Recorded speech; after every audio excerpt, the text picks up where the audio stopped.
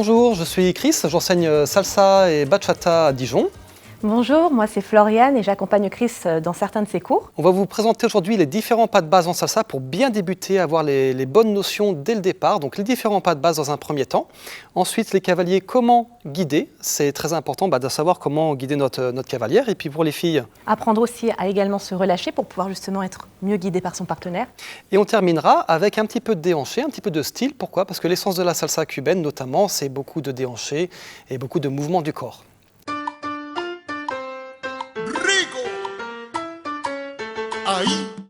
Donc c'est parti, on commence ensemble par les pas de base. Vous allez voir, c'est très simple. Je vais faire les pas respectifs des cavaliers et Floriane va faire les pas des filles. Allez, on y va ensemble? C'est parti. Donc les cavaliers, on commencera toujours pied gauche et on va faire une alternance de pas et de poids du corps à chaque fois. Et les filles, vous allez donc commencer toujours pied droit et on va faire pareil l'alternance. On y va ensemble sur place avec changement de poids du corps. Et 1, 2, 3, temps de pause sur le 4, 5, 6, 7, temps de pause sur le 8. Et 1, 2, 3, 5, 6, 7 et 1, 2, 3, 4, 5, 6, 7, 8. Ça, c'est votre pas de base que vous allez pouvoir utiliser, ou que vous devrez utiliser tout le temps. Tout ce qu'on va voir comme maintenant autre pas de base, ce sont des déclinaisons de celui-ci. On va commencer par le pas rumba, donc qui correspond à côté sur place revient, côté sur place revient. On y va ensemble tout doucement. Et côté sur place revient, côté sur place revient. Et 1, 2, 3, 5, 6, 7, 1, 2, 3, 5, 6, 7. Encore un autre pas de base, toujours sur le même principe. On va faire le pas dit en ligne. Certains l'appellent le pas mambo, d'autres le pas porto. Peu importe le nom, c'est toujours le même pas. On y va ensemble. Donc les cavaliers, on va commencer devant, les filles derrière. Alors attention, tous les pas en arrière sont des petits pas en salsa cubaine pour pouvoir travailler justement le déhanché, la souplesse. Au niveau du corps, on fait toujours des petits pas. On y va ensemble donc. Déplace sur place, revient. Déplace sur place, revient. 1, 2, 3, 5, 6, 7. 1, 2, 3, 5, 6, 7. Encore un autre pas qu'on appelle le croisé arrière. Certaines écoles l'appelleront également le pas salsa.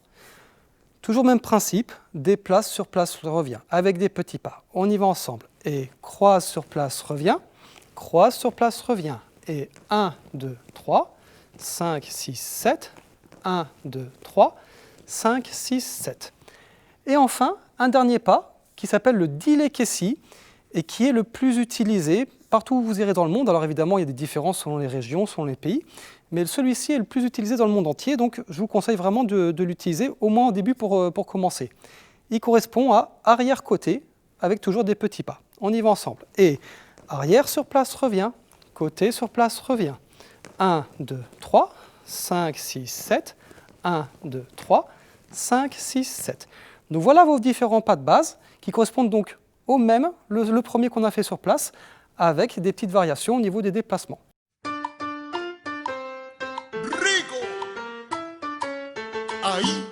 On va passer maintenant au guidage. Donc là, ce qui est important, c'est la prise en main dès le départ. Les filles, vous mettez vos mains comme ceci, comme si vous regardiez votre manicure. Mais surtout, on va prendre les pouces en bas par l'extérieur. Okay? On va serrer un petit peu, mais pas trop. Il ne faut surtout pas que les filles vous restiez accrochées au cavalier. Avec ça, on va pouvoir guider. Si par exemple, j'emmène ma cavalière sur le côté, elle va faire son pas sur le côté. Donc je vais pouvoir les guider le pas rumba comme ceci, en partant sur le côté ici, et de l'autre côté. Pour le pas en ligne, même principe. Donc là, je vais guider au début sur mon côté gauche, qui correspondra à ma jambe gauche et à sa jambe droite, où je vais l'envoyer délicatement en arrière. 1, 2, 3, et je vais tirer avec ma main droite délicatement. 5, 6, 7. 1, 2, 3, 5, 6, 7. 1, 2, 3, 5, 6, 7. Pour le dilekesi, on va donc pousser la cavalière avec ma main gauche alors que je recule. On y va. Pousse et récup, côté 6, 7. Pousse et récup, côté 6. Lâche ici, pousse et récup, 5, 6, 7.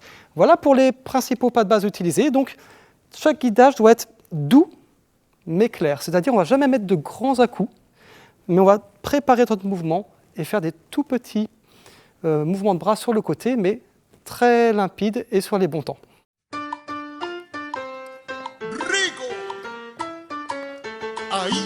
Donc troisième étape, on y va ensemble, on va apporter un petit peu de saveur, un petit peu de mouvement à notre danse, et notamment avec le déhanché. Que ce soit en salsa ou en bachata, on va avoir besoin de bouger les hanches, et tout ça vient des pieds, de notre rapport au sol. Alors, on vous montre en faisant du 2 temps, c'est-à-dire 1, 2, 1, 2. On va dérouler le pied, ça qui est important. Au début, je lève le genou. Ce qui va toucher au début le sol, ça va être ma semi-pointe, et je vais dérouler. Je lève de l'autre côté et je déroule, je lève, je déroule. Et ça, ce mouvement-là, il ne faudra pas le forcer, mais vous allez voir que la hanche va partir toute seule au côté opposé. Regardez ce que ça donne de dos. On y va ensemble. Donc 1, 2, 1, 2, ça correspond au pas du merengue. Donc 1, 2, 1, 2. Vous déroulez donc ce pied, pas besoin de le lever beaucoup, mais le fait de dérouler va vous permettre de déhancher. Et si vous déhanchez, vous avez un bon rapport au sol, vous allez pouvoir également bouger le haut du corps. Et ça, c'est la base de la salsa, de la bachata et donc aussi du merengue, car ce pas-là vient du merengue à l'origine, ce petit 1-2. Voilà, à vous de jouer pour la suite.